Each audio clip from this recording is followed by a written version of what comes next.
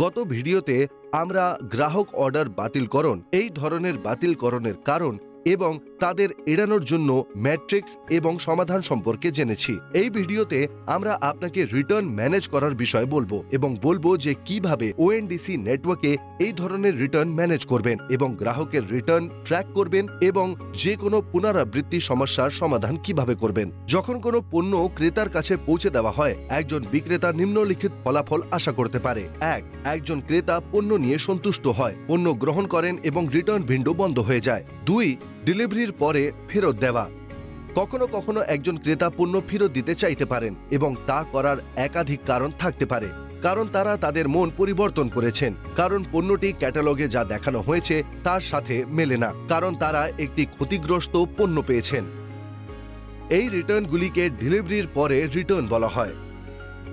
এবং তারপর রয়েছে তৃতীয় ফলাফলটি, ডেলিভারির আগে রিটার্ন। যখন একটি পণ্য ক্রেতার কাছে বিতরণ করা হয় না, কারণ একটি ক্রেতা অর্ডারটি গ্রহণ করতে অস্বীকৃতি জানায়, বা লজিস্টিক সেলার নেটওয়ার্ক পার্টিসিপেন্ট বা অফ নেটওয়ার্ক লজিস্টিক ক্রেতার কাছে পৌঁছতে বা তার সঙ্গে সংযোগ করতে সক্ষম হয়নি, বা ক্রেতার ঠিকানা ভুল এবং অসম্পূর্ণ ছিল এবং তাই ডেলিভারি করা সম্ভব হয়নি, এই রিটার্নগুলোকে রিটার্ন বিফোর ডেলিভারি বা আরবিডি বলা হয়। চলুন জেনে নেওয়া যাক যে এই ধরনের রিটার্ন ম্যানেজ করার জন্য কি নির্দেশিকা রয়েছে। পণ্য ডেলিভারির পর ক্রেতা যখন রিটার্ন শুরু করেন, লজিস্টিক সেলার নেটওয়ার্ক পার্টিসিপেন্ট বা অফ নেটওয়ার্ক লজিস্টিক্স পণ্যটি তুলে নেবেন এবং বিক্রেতার কাছে তা ফেরত পাঠাবেন। যাই হোক, বিক্রেতাকে অবশ্যই সুষ্ঠুভাবে রিটার্ন পরিচালনা করার জন্য নির্দিষ্ট ক্রিয়াকলাপগুলি চালানোর জন্য প্রক্রিয়াগুলির সেটআপ করা নিশ্চিত করতে হবে। চলুন তাইলে এই প্রক্রিয়াগুলি কি হতে পারে তা দেখে নেওয়া যাক। প্রক্রিয়া 1, কখনো কখনো একটি ফেরত করা পণ্য হয় ক্রেতার দ্বারা বা ক্রেতার কাছে পাঠানোর দরুন অথবা বিপরীত পরিবহনে ক্ষতিগ্রস্ত হয়ে যেতে পারে। প্রেরণের সময় বিক্রেতাকে অবশ্যই ভিডিও এবং চিত্রের মাধ্যমে সঠিক পণ্য এবং প্যাকেজিংয়ের গুণমান প্রেরণের জন্য যেন যথেষ্ট প্রমাণ থাকে তা নিশ্চিত করতে হবে। এটি বিক্রেতার দাবিগুলি প্রতিষ্ঠা করতে সহায়তা করে এবং কোনো পণ্য ক্ষতিগ্রস্ত অবস্থায় ফেরত দেওয়া হলে সেই ক্ষেত্রে প্রমাণ হিসাবে কাজ করে। প্রক্রিয়া 2 এর দুটি সম্ভাবনা রয়েছে। 1, যদি বিক্রেতা একটি রিটার্ন অর্ডার গ্রহণ করেন এবং বাইরের প্যাকেজিংয়ের ক্ষতি দেখা যায় যা পণ্যের অবস্থাপনা এবং সম্ভাব্য ক্ষতি নির্দেশ করে, তবে তা লজিস্টিকের প্রুফ অফ ডেলিভারি POD নথিতে উল্লেখ করা উচিত। 2, যদি বাইরের প্যাকেজিংয়ের কোনো ক্ষতি না হয়, তবে পরে বিক্রেতা বুঝতে পারে যে প্রকৃত পণ্য বা ব্র্যান্ড বক্সের ক্ষতি হয়েছে। উভয় ক্ষেত্রেই বিক্রেতাকে সেলার নেটওয়ার্ক পার্টিসিপেন্টের সাথে নির্ধারিত টাইমলাইনের মধ্যে একটি টিকিট বাড়াতে হবে। একটি নির্ধারিত টাইমলাইনের বাইরে তৈরি টিকিট গৃহীত নাও হতে পারে। আপনাকে সেলার নেটওয়ার্ক পার্টিসিপেন্টকে অবশ্যই নিজের বিক্রেতাদের সাথে এই টাইমলাইনগুলি সেট করতে হবে। এছাড়াও আপনাকে লজিস্টিক সেলার নেটওয়ার্ক পার্টিসিপেন্ট বা অফ নেটওয়ার্ক লজিস্টিক অংশীদারদের সাথে তাদের টাইমলাইন অনুযায়ী সমস্যাটি উত্থাপন করতে হবে। পরিবর্তিতে বিবাদ এড়াতে বিক্রেতা যদি ডেলিভারি এজেন্টের উপস্থিতিতে ফেরত দেওয়া আইটেমটি পরীক্ষা করে, তবে এটি পছন্দনীয়। তো এইগুলি হলো সেই প্রক্রিয়াগুলি যা বিক্রেতা দ্বারা অনুসরণ করার প্রয়োজন রয়েছে। সেলার নেটওয়ার্ক পার্টিসিপেন্টকে অবশ্যই নিশ্চিত করতে হবে যে বিক্রেতা এই প্রক্রিয়াগুলি বোঝেন এবং প্রয়োগ করেন। চলুন এখন ডেলিভারির পরে গ্রাহকের রিটার্নের কিছু কারণ এবং এই ধরনের রিটার্ন পরিচালনার জন্য যে নির্দেশিকা রয়েছে তা দেখা যাক। ডেলিভারির পরে গ্রাহকের রিটার্ন তদন্ত করা এবং কমানো গুরুত্বপূর্ণ, কারণ তাদের ফলে শূন্য বিক্রয়ের পাশাপাশি অপারেশন খরচ, লজিস্টিক খরচ এবং পরিবহনের দরুন হওয়া ক্ষতির ঝুঁকি বহন করতে হয়। ডেলিভারির পরে গ্রাহকের রিটার্নের কারণ। 1 নম্বর, বিক্রেতার ভুলের কারণে একটি ভুল পণ্য বিতরণ করা। এটা কিভাবে পরিচালনা করবেন? অর্ডার পাঠানোর আগে প্যাকেজিং অংশীদারদের জন্য একটি চেকলিস্ট তৈরি করুন এবং এটি প্যাকিংয়ের জায়গার কাছাকাছি রাখুন। 2 নম্বর, একজন ক্রেতার দ্বারা প্রাপ্ত পণ্য ক্ষতিগ্রস্ত হয় ক্রেতার তরফে বা পরিবহনের দরুন। এটি এড়াতে পণ্য কতটা ক্ষতিগ্রস্ত তার শতাংশ পরীক্ষা করুন। শতাংশ বেশি হলে তা প্যাকেজিংয়ের মানের কারণে হতে পারে। এর জন্য প্যাকেজিং বিভাগে কথা বলুন। যদি প্যাকেজিং ভালো হয় কিন্তু পণ্যটি ক্ষতিগ্রস্ত হয়ে থাকে, লজিস্টিক স্তরে ক্ষতির পরীক্ষা করুন এবং অন্য লজিস্টিক্সে পাঠান যেখানে ক্ষতি কম হয়। 3 নম্বর, সরবরাহ করা পণ্যটি পণ্যের ডিসপ্লে পেজের প্রদর্শিত পণ্যের থেকে আলাদা, চেহারা বা পণ্যের বৈশিষ্ট্যর দিক থেকে। প্রদত্ত ক্যাটালগ ডেটা এবং তথ্য পরীক্ষা করে এটি সংশোধন করুন। যদি অমিল থাকে এটিকে সংশোধন করুন যেন প্রকৃত পণ্য তথ্যের সাথে মেলে। এছাড়াও আরও কোনো অনুরূপ সমস্যা নেই তা নিশ্চিত করতে সমগ্র ক্যাটালগ পরীক্ষা করুন। 4 নম্বর, একটি ক্রেতা দ্বারা প্রাপ্ত পণ্যটি কাজ করছে না। নিশ্চিত করুন যে একটি ব্র্যান্ডেড পণ্যের ক্ষেত্রে ত্রুটিযুক্ত পণ্যগুলির জন্য ব্র্যান্ড নির্দেশিকাগুলি যে কোনো সমস্যার জন্য একটি ব্র্যান্ড হেল্পলাইন নম্বরের সাথে উল্লেখ করা রয়েছে। সরাসরি একজন প্রস্তুতকারকের কাছ থেকে সরবরাহকারীর দ্বারা উৎসারিত একটি ব্যক্তিগত লেভেলের জন্য একটি এককালীন উৎপাদন ত্রুটির জন্য কোনো পদক্ষেপের প্রয়োজন হয় না। কিন্তু যদি ত্রুটিটি বারবার দেখা যায়, নির্মাতাদের গুণমান উন্নত করতে পরামর্শ দিন অথবা গুণমানের উন্নতি না হওয়া পর্যন্ত বিক্রয় বন্ধ রাখুন। 5 নম্বর, গ্রাহক সম্পূর্ণ অর্ডারের মাত্র একটি অংশ পেয়েছেন। এটি এড়াতে প্রেরণের আগে প্যাকিং অংশীদারদের জন্য একটি চেকলিস্ট তৈরি করুন এবং এটি প্যাকিং এলাকার কাছাকাছি রাখুন। একটি নির্দিষ্ট ক্ষেত্রে গ্রাহকের সাথে আলোচনা করুন এবং সমস্যাটি সমাধান করতে দেখুন যে তারা অবশিষ্ট অর্ডারটি শীঘ্রই প্রেরণ করার বিষয়ে রাজি আছেন কিনা। 6 নম্বর, গ্রাহকের আর পণ্যটির প্রয়োজন নেই, তিনি তার মত পরিবর্তন করেছেন। এই ক্ষেত্রে কিছুই করা যাবে না, তাই রিটার্ন শতাংশ কম হলে কোনো পদক্ষেপের প্রয়োজন নেই। রিটার্ন বেশি হলে বিক্রেতারা পণ্যটিকে শুধুমাত্র প্রিপেড করার বিষয়ে ভাবতে পারে। এর ফলে অর্ডার কমতে পারে কিন্তু রিটার্নও কম হবে, অথবা বিক্রেতা এই পণ্যটিকে ফেরত অযোগ্য করতে পারেন। 7 নম্বর, এটি একটি আকার বা ফিটিং সংক্রান্ত সমস্যা। এটি সাধারণত ফ্যাশন বিভাগে দেখা যায়, যেখানে একটি পণ্যের আকার গ্রাহকের সাথে খাপ খায় না। এখানে রিটার্ন গ্রহণ করা বা পোশাক বা পরিধানের ধরনের উপর নির্ভর করে বিনিময়ের অনুমতি দেওয়া উচিত। এছাড়াও একটি পণ্যের আকারের চার্ট আপডেট এবং সঠিক কিনা তা নিশ্চিত করতে প্রোডাক্ট ডিজিটাল পেজে পরীক্ষা করুন। ডেলিভারির পরে গ্রাহকের রিটার্নের জন্য দুটি পরিস্থিতি হতে পারে। ফেরতযোগ্য নয় এমন পণ্যগুলির জন্য গ্রাহক এখনও ক্রেতা অ্যাপ্লিকেশনের মাধ্যমে সমস্যা উত্থাপন করতে পারেন, বিশেষ করে ফিট সংক্রান্ত সমস্যা হলে এবং গ্রাহকের মন পরিবর্তন হয়েছে এমন ক্ষেত্র ছাড়া সব ক্ষেত্রে।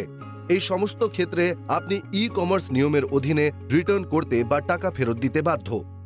ক্রেতাকে ভুল প্যাকেজ দেওয়া হয়েছে, ক্রেতা দ্বারা প্রাপ্ত পণ্যটি ক্ষতিগ্রস্ত, ক্রেতা দ্বারা প্রাপ্ত পণ্যটি ত্রুটিপূর্ণ।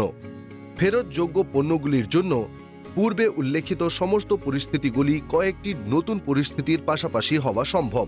এখানে গ্রাহকরা সরাসরি ক্রেতা অ্যাপের মাধ্যমে রিটার্নের অনুরোধ করতে পারেন যদি ক্রেতাকে ভুল প্যাকেজ দেওয়া হয়, ক্রেতা দ্বারা প্রাপ্ত পণ্যটি ক্ষতিগ্রস্ত হয়, ক্রেতাকে পাঠানো পণ্য ক্যাটালগে প্রদর্শিত পণ্য থেকে ভিন্ন হয়, ক্রেতা দ্বারা প্রাপ্ত পণ্যটি ত্রুটিপূর্ণ হয়, সম্পূর্ণ অর্ডারের শুধুমাত্র একটি অংশ বিতরণ করা হয়, গ্রাহকের আর সেই পণ্যটির প্রয়োজন নেই, এটি একটি আকার বা একটি ফিটিং সংক্রান্ত সমস্যা হয়।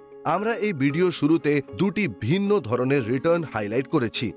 আমরা আপনাকে ডেলিভারির পরে গ্রাহকের রিটার্ন কাকে বলে এবং এর বিভিন্ন কারণ এবং সেই সাথে এই ধরনের রিটার্ন পরিচালনা করার নির্দেশিকাগুলি ব্যাখ্যা করেছি। এখন চলুন সেই দ্বিতীয় ধরনের রিটার্নটি দেখা যাক যার একজন বিক্রেতা সম্মুখীন হবে।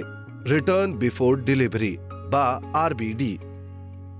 রিটার্ন বিফোর ডেলিভারি আরবিডি কিভাবে করা হয়? যেমনটা নাম থেকে বোঝা যায়, রিটার্ন বিফোর ডেলিভারি আরবিডি হল ক্রেতার কাছে ডেলিভারি ছাড়াই বিক্রেতার কাছে ফেরত দেওয়া অর্ডারগুলি। এই সংখ্যাগুলি এবং শতাংশের উপর নজর রাখা গুরুত্বপূর্ণ, কারণ এটি বিক্রয়ের ক্ষতি এবং সেলার এনপি বা বিক্রেতাকে অবশ্যই অপারেশন এবং লজিস্টিক্সের খরচ বহন করতে হয়। আসুন আমরা এই রিটার্নের বিভিন্ন কারণগুলির পাশাপাশি সেগুলি কিভাবে পরিচালনা করবেন তার নির্দেশিকাগুলি বোঝার চেষ্টা করি। একটি রিটার্ন বিফোর ডেলিভারির কারণ নম্বর 1, অর্ডার দেওয়ার সময় ক্রেতার কাছে প্রতিষ্ঠিত আগমনের প্রত্যাশিত সময়ের চেয়ে পরে ডেলিভারির চেষ্টা করা হলে ক্রেতা অর্ডার গ্রহণ না করা বেছে নিতে পারে। শিপমেন্ট ডেলিভারির ক্ষেত্রে উন্নতির জন্য থাকা নির্দেশিকাগুলো ইনভেন্টরি ম্যানেজমেন্টের এসওপিস অনুসরণ করে থাকে, যা আমরা বিক্রেতার অর্ডার বাতিলকরণের ভিডিওতে ব্যাখ্যা করেছি। পোস্ট শিপমেন্ট বিলম্বের জন্য পোস্ট অর্ডার ডেলিভারি টাইমলাইনে লজিস্টিক স্তরের মেট্রিক্স পরীক্ষা করুন। আপনার লজিস্টিক পার্টনারের সাথে সময়টি নিয়ে আলোচনা করে তা সমাধান করুন, বা আরও ভালো এবং দ্রুত ডেলিভারি রেকর্ড রয়েছে এমন লজিস্টিক সেলার এনপি বা অফ নেটওয়ার্ক লজিস্টিক্সে যান। কারণ নম্বর 2, ডেলিভারি পার্টনার ভুল বা অসম্পূর্ণ ঠিকানা বা যোগাযোগ নম্বরের কারণে গ্রাহকদের কাছে পৌঁছতে অক্ষম। এমন পরিস্থিতিতে উন্নতির জন্য নির্দেশিকা হল ক্রেতার অ্যাপ্লিকেশনটি সঠিকভাবে ঠিকানা ক্যাপচার করেছে কিনা তা ক্রেতার নেটওয়ার্ক পার্টিসিপেন্ট কোড স্তরে পরীক্ষা করা। একটি অসম্পূর্ণ ঠিকানার ক্ষেত্রে, যেমন ধরুন ঠিকানায় শুধুমাত্র শহর উল্লেখ করা হয়েছে, গ্রাহকদের সাথে চেক করার জন্য প্রেরণের সময়ে এটি আপনার চেক লিস্টে অন্তর্ভুক্ত করুন। তারপরে আপনি লজিস্টিক পরিষেবা প্রদানকারীর সাথে অবস্থানের তথ্য ভাগ করতে পারেন। এটিও সুপারিশ করা হয় যে একটি অসম্পূর্ণ ঠিকানার ক্ষেত্রে ডেলিভারি এজেন্টকে নির্দেশিকা সক্ষম করতে গ্রাহকের যোগাযোগ নম্বর অন্তর্ভুক্ত করা হবে। কারণ নম্বর 3, ডেলিভারির সময়ে গ্রাহক একটি পণ্য খুলে দেখাতে বলে, যেটি একটি লজিস্টিক সেলার এনপি বা অফ নেটওয়ার্ক লজিস্টিক দল প্রত্যাখ্যান করেন এবং তাই একটি অর্ডার রিটার্ন করে দেওয়া হয়। এখানে নির্দেশিকাটি হল লজিস্টিক্সের জন্য প্রদত্ত ব্যবসায়ের নিয়মগুলি পরীক্ষা করা এবং পণ্যের তথ্য ঘোষণা করা যে পণ্য খুলে ডেলিভারি অনুমোদিত রয়েছে কিনা। কারণ নম্বর 4, গ্রাহক একটি ক্যাশ অন ডেলিভারি বিকল্প বেছে নিয়েছেন, কিন্তু ডেলিভারির সময় তার হাতে নগদ বা অর্থ প্রদানের ক্ষমতা নেই। ঠিক আছে, এটি সম্পর্কে কিছুই করা যাবে না। এটি এমন কিছু যা আপনাকে ব্যবসা করার খরচ হিসাবে গ্রহণ করতে হবে। কারণ নম্বর 5, গ্রাহক ডেলিভারি প্রত্যাখ্যান করেছেন আর এই সমস্যা অপারেশন গ্যাপের সাথে সম্পর্কিত নয়। ঠিক আছে, যেহেতু গ্রাহক তার মন পরিবর্তন করেছেন, তাই বিক্রেতা লেনদেনের শর্তাবলীর ভিত্তিতে ফেরতের বিষয়ে সিদ্ধান্ত নিতে পারেন। উন্নতির জন্য এই নির্দেশিকাগুলি অনুসরণ করে আপনি এটি নিশ্চিত করতে পারেন যে আপনার বিক্রেতারা ভালো পারফর্ম করছে। মেট্রিক্সের সাহায্যে কর্মক্ষমতার পরিমাপ করা গুরুত্বপূর্ণ। চলুন সেই মেট্রিক্সগুলি দেখে নেওয়া যাক, যা আপনার পাশাপাশি আপনার বিক্রেতাদেরও কর্মক্ষমতা মূল্যায়ন এবং ট্র্যাক করতে এবং সেই সাথে সম্পর্কিত সংশোধনমূলক ব্যবস্থা নিতে ব্যবহার করা যেতে পারে। ম্যাট্রিক্স 1, বিক্রেতার কাছে শিপমেন্টের পরে গ্রাহকের কাছে বিতরণ না করা অর্ডারের শতাংশ পরিমাপ করতে ডেলিভারির আগে ফেরত আসা অর্ডারের শতাংশ। এটি সেলার নেটওয়ার্ক পার্টিসিপেন্ট এবং বিক্রেতার জন্য প্রাসঙ্গিক। বিক্রেতা এনপি এর এটি ট্র্যাক করার প্রয়োজন রয়েছে। এই ম্যাট্রিক্স গণনা করার সূত্রটি হবে ডেলিভারি ছাড়া শুরু করা অর্ডার রিটার্নকে মোট পাঠানো অর্ডার দিয়ে ভাগ করে 100 দ্বারা গুণ করা। পরবর্তী মেট্রিক, অর্ডার টাইম এবং রেডি টু শিপ টাইমের মধ্যে অতিবাহিত গড় সময়টিও আপনার সেলার নেটওয়ার্ক পার্টিসিপেন্ট এবং আপনার সমস্ত বিক্রেতাদের জন্য প্রাসঙ্গিক। এটি প্যাকেজিংয়ের অদক্ষতার কারণে হওয়া বিলম্ব এবং নিশ্চিতকরণের পরে পণ্যের প্রাপ্যতার ভাগগুলি শনাক্ত করতে সাহায্য করে, যেগুলি অন্যথা শেষ পর্যন্ত রিটার্ন বিফোর ডেলিভারি বৃদ্ধি পায়। এটি গণনা করার উপায় হল বিক্রেতার দ্বারা অর্ডার নিশ্চিতকরণ এবং অর্ডার প্যাক করা এবং লজিস্টিক সংগ্রহের জন্য প্রস্তুত রাখার মধ্যে নেওয়া সময়ের গড় বের করা। অর্ডার রেডি টু শিপিং সময় এবং অর্ডার শিপমেন্ট সময়ের মধ্যে অতিবাহিত গড় টাইম। এই ম্যাট্রিক্স প্যাকেজিং এর পর লজিস্টিক দ্বারা পিকআপের এবং শিপ করার জন্য প্রস্তুত করতে নেওয়া সময় শনাক্ত করতে সাহায্য করে। বিলম্বের ফলে রিটার্ন বিফোর ডেলিভারি বৃদ্ধি পায়। রেডি টু শিপ স্টেজ এবং শিফট স্টেজের মধ্যে সমস্ত অর্ডারের গড় সময় পরিমাপ করে এটি গণনা করুন। সেলার নেটওয়ার্ক পার্টিসিপেন্ট এবং বিক্রেতা উভয়েরই এই বিষয়ে নজর রাখা উচিত। এবং তারপরে অবশেষে আমাদের কাছে রয়েছে অর্ডার শিপ করার জন্য তৈরি হওয়ার থেকে আসল শিপমেন্টের সময়ের অর্ডার লঙ্ঘনের শতাংশ। এই ম্যাট্রিক্স পিকআপে লজিস্টিক দ্বারা টাইমলাইন লঙ্ঘনের হার শনাক্ত করতে সাহায্য করে। এই লঙ্ঘনের ফলে রিটার্ন বিফোর ডেলিভারি বৃদ্ধি পায়। আপনি লজিস্টিক ইটি এর পরে তুলে থাকা অর্ডারের সংখ্যাকে মোট শিপ হওয়া অর্ডার দ্বারা ভাগ করে 100 দ্বারা গুণ করে এই শতাংশ গণনা করতে পারেন। এটি সেলার নেটওয়ার্ক পার্টিসিপেন্ট এবং আপনার বিক্রেতা উভয়ের জন্যই আরেকটি গুরুত্বপূর্ণ মেট্রিক। অনুগ্রহ করে মনে রাখবেন, গ্রাহক বাতিলকরণ, রিটার্ন এবং রিফান্ড নীতিটি আগেই ঘোষণা করতে হবে এবং এগুলি ই কমার্স নিয়ম দ্বারা নিয়ন্ত্রিত হয়। আরও জানতে এই কিউআর কোড স্ক্যান করুন। এরই সাথে আমরা রিটার্ন ম্যানেজ করার ভিডিও এখানেই শেষ করছি। এই ভিডিওতে আমরা গ্রাহকের রিটার্ন, বিভিন্ন ধরনের রিটার্ন এবং বিক্রেতার ক্ষতি কমাতে, সমস্যার সমাধান করতে এবং বিক্রেতাদের তাদের রেটিং বজায় রাখতে সাহায্য করার জন্য কিভাবে আপনি এই বিভিন্ন ধরনের রিটার্নগুলি ম্যানেজ করতে পারেন সে সম্পর্কে শিখেছি। পরবর্তী মডিউলে আমরা প্যাকেজিং সম্পর্কে শিখব এবং জানব যে কিভাবে এটি অনলাইন বিক্রিতে গুরুত্বপূর্ণ ভূমিকা পালন করে।